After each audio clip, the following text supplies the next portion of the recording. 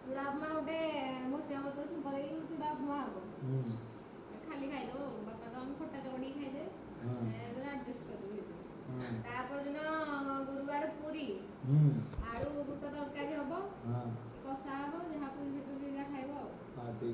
ଆଉ ଶୁକ୍ରବାର ତ ଆମର ସାଧା ପରଟାକୁ ସାଧା ଭଜା ସୁଜି ସିମେଇ ହେଲେ ହବ।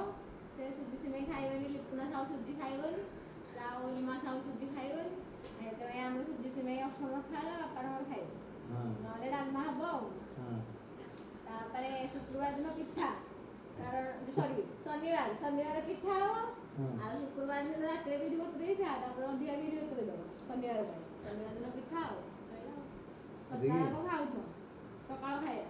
ଆଉ ରାଇତା ହବ ସବୁ ହବ। ସେଟା ବି ହବ।